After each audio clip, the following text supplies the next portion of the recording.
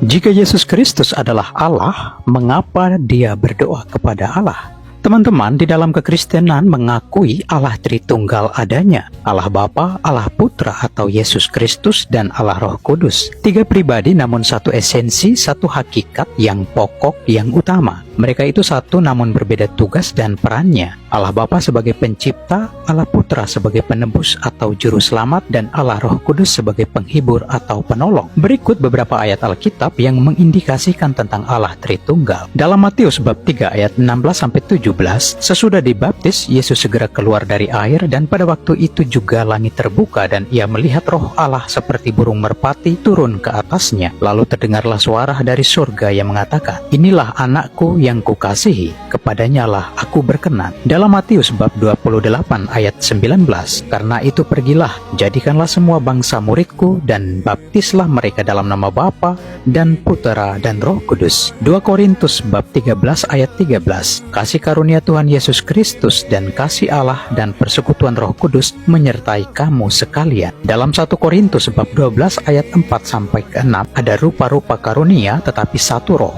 dan ada rupa-rupa pelayanan tetapi satu Tuhan, dan ada berbagai-bagai perbuatan ajaib, tetapi Allah adalah satu yang mengerjakan semuanya dalam semua orang." Dalam Kejadian bab 1 ayat 26, "Berfirmanlah Allah, baiklah kita menjadikan manusia menurut gambar dan rupa kita, supaya mereka berkuasa atas ikan-ikan di laut dan burung-burung di udara, dan atas ternak, dan atas seluruh bumi, dan atas segala binatang melata yang merayap di bumi."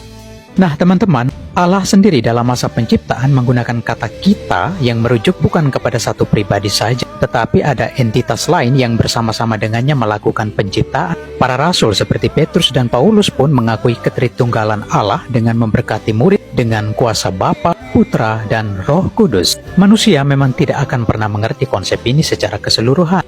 Jika kita dapat mengerti penuh tentang konsep Allah, bukankah itu berarti Allah tidak begitu besar? Pertanyaannya, kok bisa Allah berdoa kepada Allah? Yang menanyakan ini pastinya mempunyai konsep pandangan Allah hanya ada satu pribadi saja. Mari kita lihat sejenak. Pertama, seperti yang sudah dijelaskan di atas tentang ketritunggalan Allah merujuk tiga pribadi yang berbeda namun satu esensi. Kedua, Allah Putra saat itu berada di dunia yang sementara, dunia yang fana, datang ke dunia sebagai manusia yang sementara waktu terbatas. Sedangkan Allah Bapa berada di dunia kekekalan atau keabadian. Yesus yang adalah Allah memberikan suri teladan kepada manusia untuk senantiasa berdoa. Berdoa adalah cara Yesus berkomunikasi dengan Allah.